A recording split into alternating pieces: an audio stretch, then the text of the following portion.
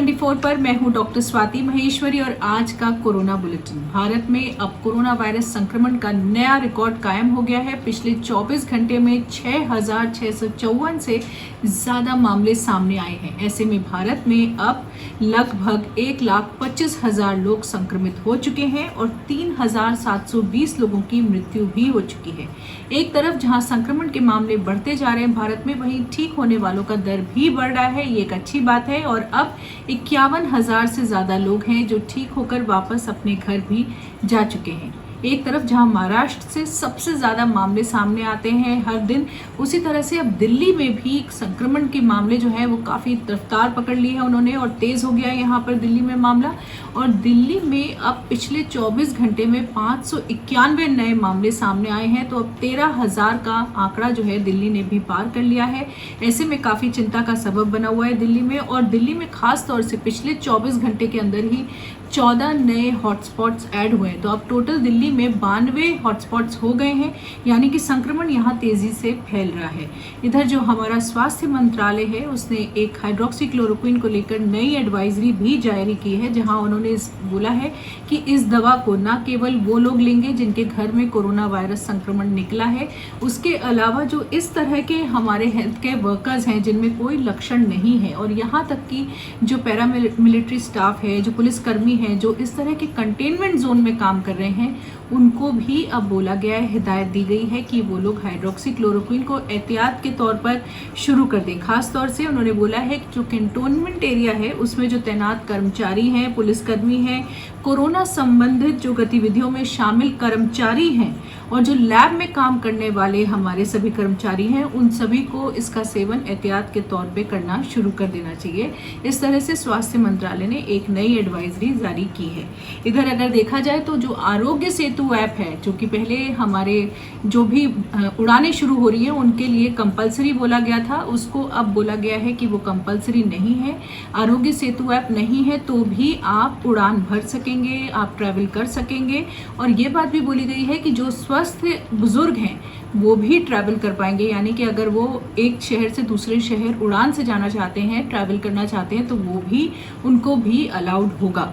इसके साथ ही भारत विश्व का अब दूसरा सबसे बड़ा नेशन बन गया है जहां पर पीपीई किट्स बनाई जा रही है, यानी कि अब चीन सबसे आगे है इसमें, उसके बाद भारत का नाम आ गया है। तो ये जो लॉकडाउन का समय है इसमें हमारी बहुत सारी भारतीय कंपनियां हैं जिन्होंने पीपीई किट्स बनाना शुरू किया और अब विश्व में हम दूसरे नंबर पर आ गए हैं। वैसे अगर अब हम विश्व के आंकड़े देखें तो विश्व में भी लगातार बहुत तेज़ी से कोरोना का संक्रमण बढ़ रहा है और अब विश्व में 53,22,000 से ज़्यादा लोग संक्रमित हो चुके हैं और 3,40,000 से ज़्यादा लोगों की मृत्यु हो चुकी है। उधर अब देखें तो अगर टॉप 3 कंट्रीज़ अगर अब हम देखें तो वहाँ से स्पेन, इटली और ब्रिटेन हट चुके हैं और अमेरिका जैसे कि अभी भी ऊपर ही है, उसके अलावा ब्राज़ील और रशिया, ये 2 ऐसे देश हैं जिनके यहाँ संक्रमण बहुत ज़्यादा तेज़ी से बढ़ा है और अब ये दूसरी और तीसरी पायदान पर आ चुके हैं।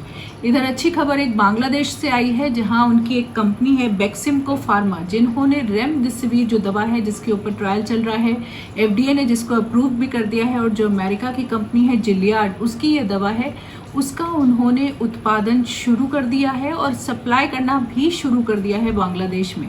उन्होंने इसकी एक दवा की जो शीशी है उसका दाम 5,300 रुपये रखा है।